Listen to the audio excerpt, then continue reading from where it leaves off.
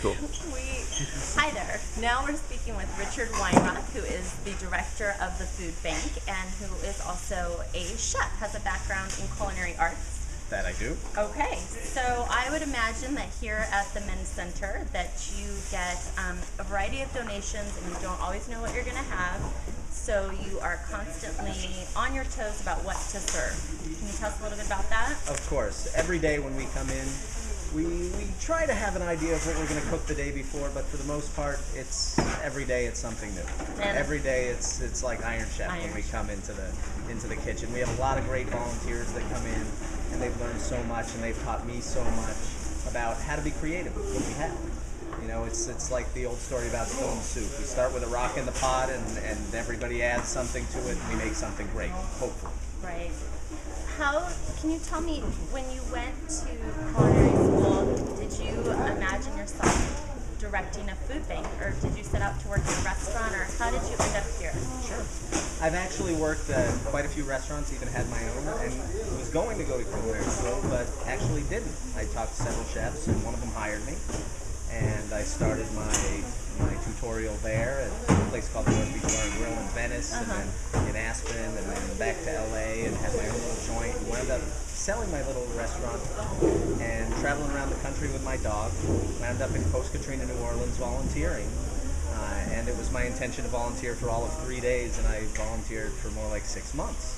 And it was an amazing place, and it was amazing what we got to do, and working with the volunteers was one of the most fun times I've ever had, certainly working. But yeah, I'd never gotten to volunteer. Working at a restaurant, you don't get much of a chance to do that. No. And is that how you met Luke? That is where I met Luke. Okay. And I was fortunate enough that Luke had just moved to California shortly after I'd gotten a job here. When I got back from New Orleans, I was doing catering, I was consulting, and I wasn't really sure where I fit in the restaurant scene anymore. And I had to keep my eye open for an interesting job. And I started volunteering here at Men at the same time their job became available, and I was fortunate enough to be hired.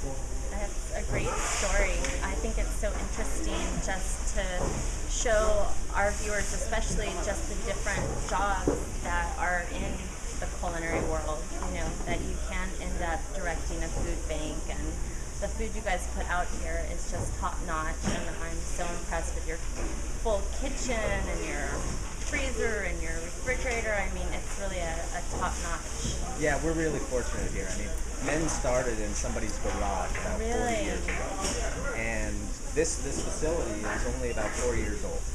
So we got really lucky in that we have a brand new kitchen. A lot of places don't have this kind of setup that we have, and we get to share with about 30 other organizations and help support other meal programs, and yeah, it's a fun job. Can you tell our viewers a little bit, how do families find out about you? Does Men do any outreach to the community?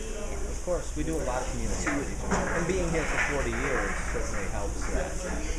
But a lot of word of mouth, a lot of different area programs, and flyers. We've been here for a long time, so a lot of people know we're here, so we get to help a lot of people. I think you guys should just feel so good about the work that you're doing, and I really appreciate you taking the time to talk with me and be on my blog. Of course, and I look much. forward to you coming down and working in the kitchen. I want to. I've been talking with Luke about coming in and baking. Good. So I'm ready. And we'll even have you teaching other volunteers how to bake. Perfect. Fantastic. We're out.